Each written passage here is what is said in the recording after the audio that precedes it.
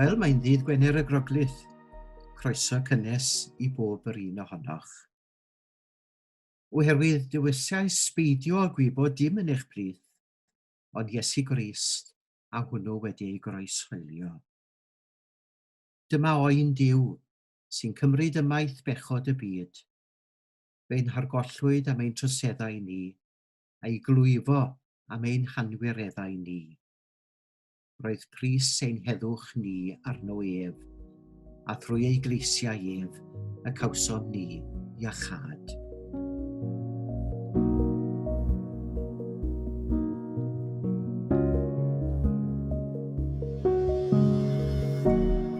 Felly aeth y milwyr ag Iesu i ffwrdd. Aeth allan yn cario ei groes i'r lle sy'n cael ei alw lle y penglog, Golgotha yn Hebraeg. Yno, dyma nhw'n hoelio Iesu ar groes, a dau arall hefyd, un bob ochr iddo a Iesu yn y canol. Trefnodd Peilat fod arwydd yn cael ei rwmo ar ei groes yn deud, Iesu o Nasareth, brenin yr Iddewon.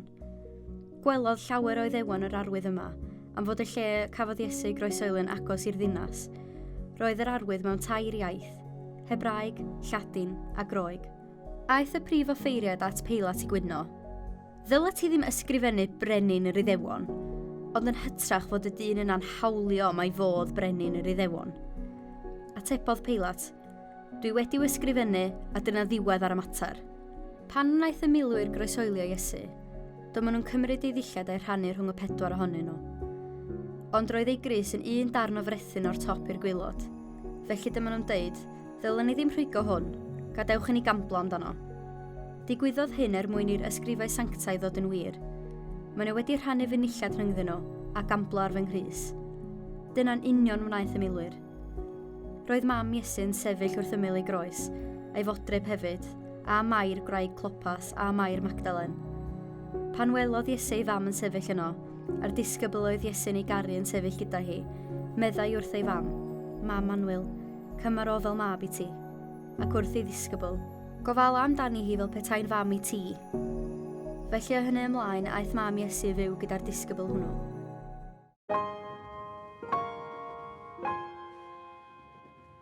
Pan hoeliwyd Iesu ar y pren, yr haul uwch ben dywyllwyd, ond wele, yn y tywyllwch mawr daeth gwawr o'r gair gorffennwyd.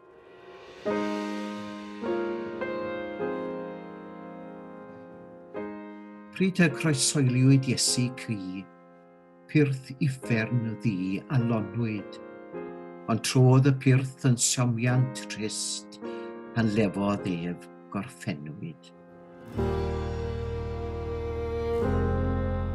Pryd y dechreuodd gris dristau, telynau'r nef o stegwyd, ond dyblodd can y drydedd nef pan lefodd ef gorffennwyd.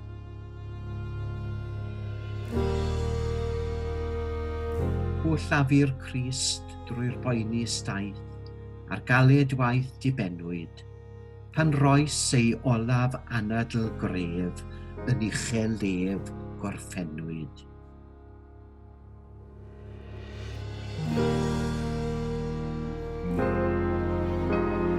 Mae Duw yn maddau a glanhau yn angau oen a laddwyd, a dyma waith efengil gref at seiliwyd lef gorffennwyd.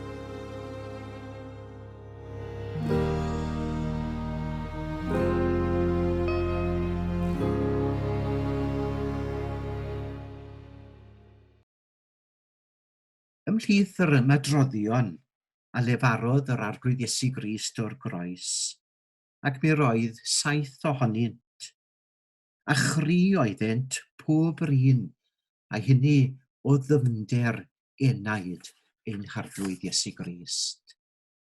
Wraig, dyma dy fab di. O dad maddau iddynt, canis ni wyddant pa beth y maent yn ei wneud.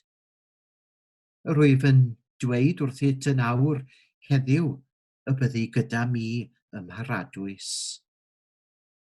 Fy niw, pa hamr wyt wedi fy ngadael.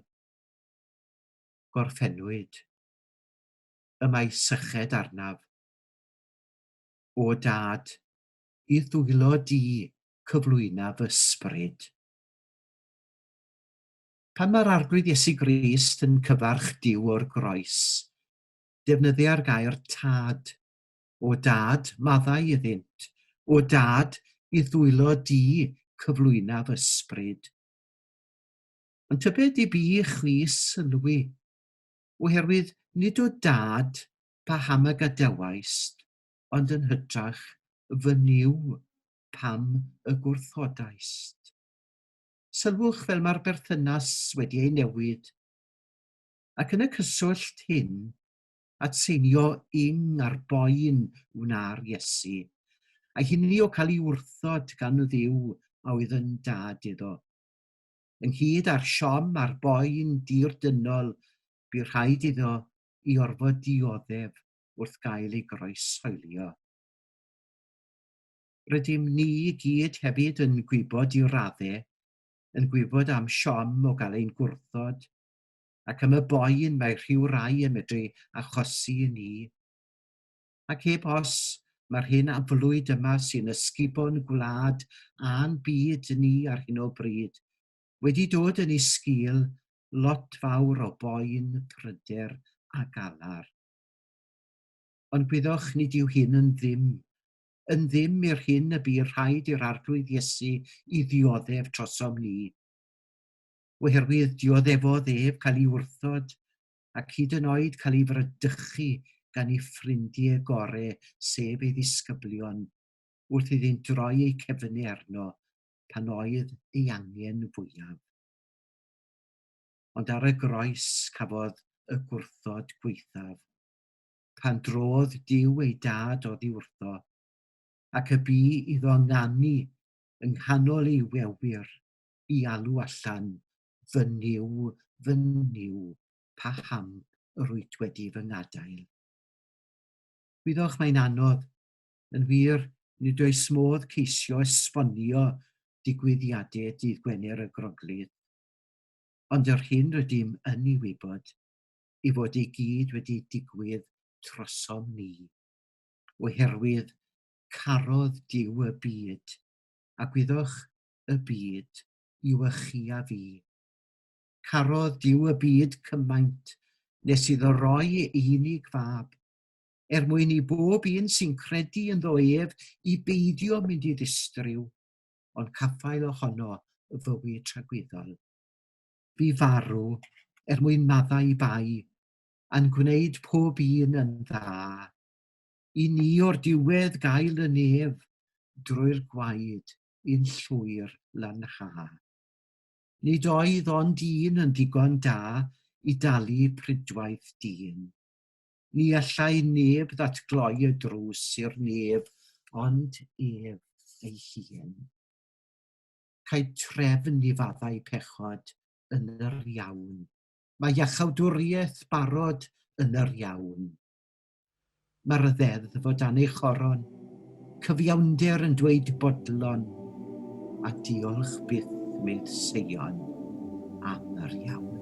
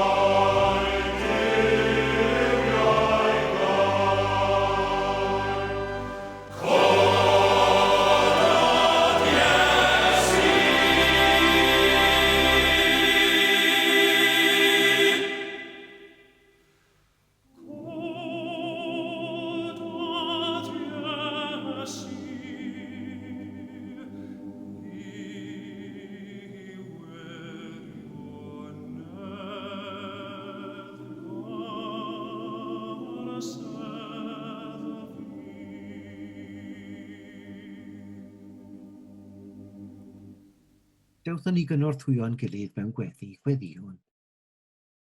Ein tad sanctaidd a thrigarog. Nid arbedais dy fab dy hun, ond i draddodi farwolaeth drosom ni oll. Dwg ni yn awr at droed croes Calfaria, i weld y gariad rhyfeddol tuag atom a hynny'n Christ Iesu. Rygwnt enw sanctaidd, am i ti droi tywyllwch Golgotha yn oleuni ni, ac am ei ti droi nigrwydd yr Iesu ar y pren yn sicrwydd na byddwn ni byth mwyach yn unig, ac am ei ti droi ei glwyfau yn foddion uniachau. Meddianna ni a meddwl yr hwn a ddaeth hi'n plith fel gwas, ac fe nifydd hyd angau. Dyroi ni ei lawenydd ef yn barhaus. A bydde dydd dangnefedd i'n hamgylchynu, dy gariad i'n cyfoethogi, dy bresenoldeb i'n hysbrydoli, y dydd hwn ac hyd byth. Hwn a fynnwn yn a thrwy chyddiant dy fab yr arglwydd Iesu. Amen.